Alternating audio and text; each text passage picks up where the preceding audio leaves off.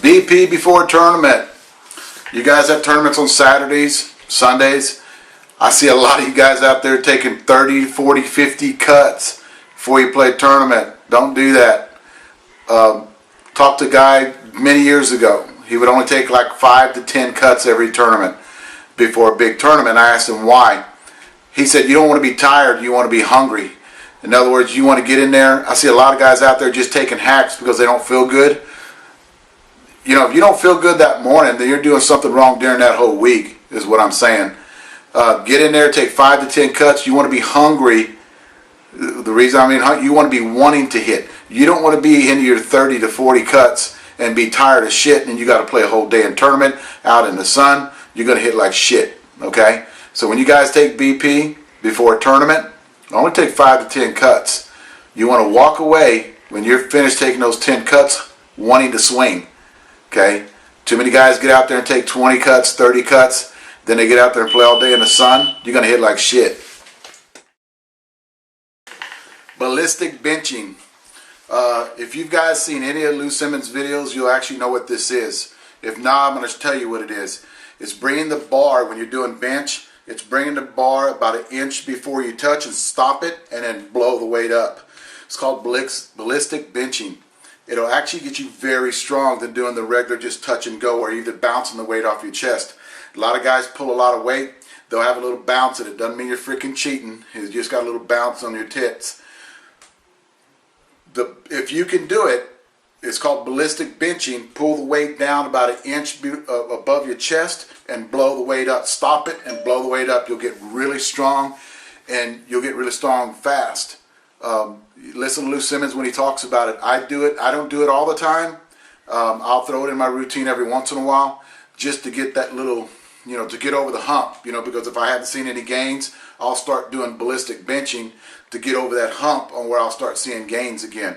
And basically what it is, when you're doing bench, you bring it back down to it almost touches your chest. You do not touch your chest. You stop the weight and then you blow the weight back up. It'll get you very, very strong. Guys, when you guys hit batting practice and you put your crap on YouTube, put your address, okay? I see a lot of guys talking about they hit a 500-foot home run, or the one about Jose Canseco hitting a 575-foot home run, and then somebody calls the guy out because it hit a building, and they Google Earthed it, and come to find out it was like a 475-foot home run. If you're going to be talking shit on YouTube, put your address on there so people know. Another one where a guy was hitting a church and calling it a 500-foot home run. Nobody's going to believe your shit on YouTube. Put your address down so a lot of guys can get out there and Google Earth it to see where you're hitting at, or how far that church is, or how far that building that Jose Canseco hit that was 575 foot.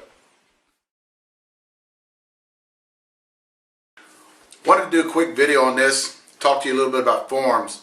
If you remember my first video, I talked about doing everything with a close grip. Well, not only does the close grip hit your triceps, but it hits your forearms quite a bit. Now, when you guys are out playing softball, I don't know if you guys know this or not, but if you're right-handed, you work a lot of this muscle in this area right here whenever you're swinging a bat on your top hand. On your bottom hand, you're working a lot of this muscle right here, which is actually quite a few in this area, and you're actually working this one. There's actually a muscle that runs right in this area right here that you're working. Now, a lot of the routine that I do that's in a lot of my videos, when you're doing a pressing movement, work your forearms. A lot of people ask me, do I do wrist rolls or anything like that? I don't do wrist rolls. I mainly work on fast twitching muscle fibers. I do everything with an explosive movement. I don't move any of the weight slow. And the reason is because I want to work on explosive movement, at blowing the weight, like when you're playing softball, moving the weight as fast as you can from one point to the next. Same thing with a swing. You're moving a bat from point A to point B as fast as you can. So mainly what I work on is doing a lot of those movements. Now your forearm, when you're doing any kind of a pressing movement and you got a close grip, it's going to really tax your forearms. One of the best exercises that I think you can do for softball and your forearms is an exercise, and I've done them, you actually can see them in one of my videos, called tape presses, where you actually grab the weight and you're coming down like this on your back and you're going to press the weight like this. Works a lot of the lateral head right here of your forearm. which is really good for you. JM presses, a lot of people call them Paul Dicks, which you're bringing your cup in the bar like this and you're bringing the weight down. Skull crushers works a lot of your forearms too. So if you just keep on doing the routine that I actually got in one of my videos, you'll build pretty strong forearms, which will help you in softball, where you're driving the ball a whole lot better.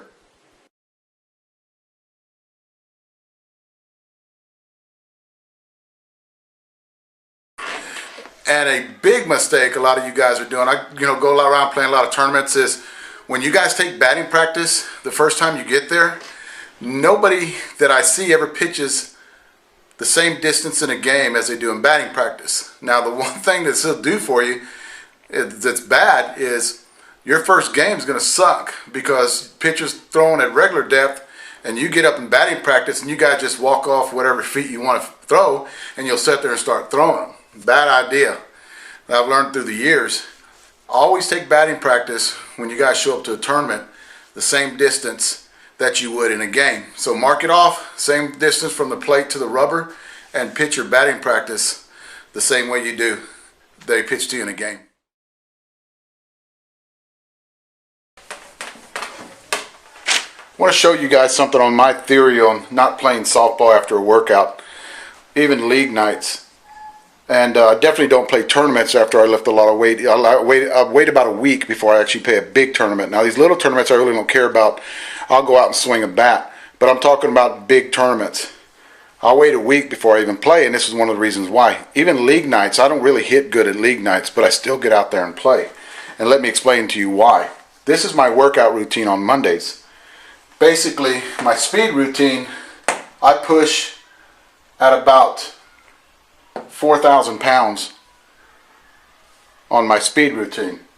On Tate raises I do 1,100, and on JM presses I do 2,400. Now if you add all that together, I'm pushing 7,650 pounds in 45 minutes is how long my workout routine lasts. Now I don't care who you are, what kind of supplements you're taking.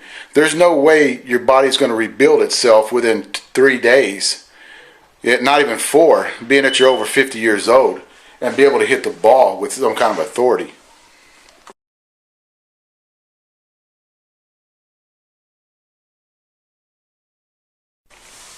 Okay guys, let me try to explain to you a little short video here on why you don't lift before a big tournament. Let's say this Thursday and Friday, let's say you lift on Thursday, lift on Friday, and you have a tournament on Saturday. Your body's not going to be recuperated enough to have a good tournament. You're usually going to be tired, and you're going to be tight on this day that you have your tournament. That's the reason that I take the whole week off, so I can stretch and rest before my big tournament on that Saturday. It takes, when you're doing heavy weight, and I'm not talking about the P90X guys, I'm talking about if you're pushing a lot of weight on these 2 days, there's no way your body's going to be recuperated enough by the weekend to have a good tournament. You're going to be sore, and your body's going to be run down from trying to rebuild itself from pushing all that weight on these 2 days. So take off the whole week. When you guys have big tournaments, take off the whole week that you're supposed to have that tournament and see how strong you are on Saturday.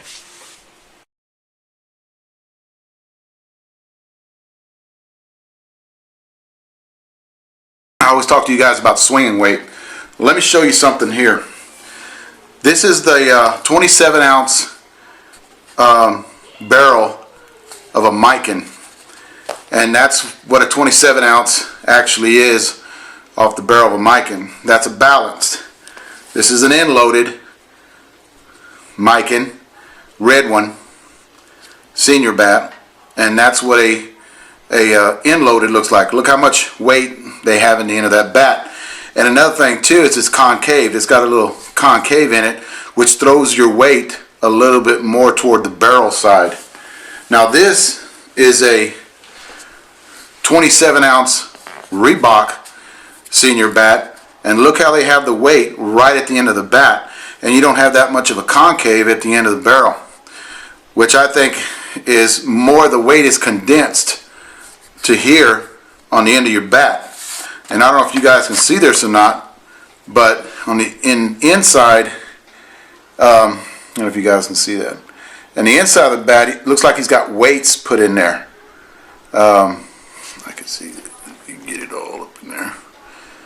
It's got weights in there, like little bearings, and they're all, you know, right at the end of the bat, which 27 ounce mic and a 27 ounce Reebok are just different in weight. The way Miken loads their bat is, it's like grains of lead, it looks like to me, that they actually put into the rubber, you know, on the end of the rubber bat, on the end of the bat, the end of the knob. So whenever you guys talk about swinging weight, you know, like I tell you guys, I like the swinging weight of a Reebok, and that's the reason why, because all the weight's toward the end of the bat.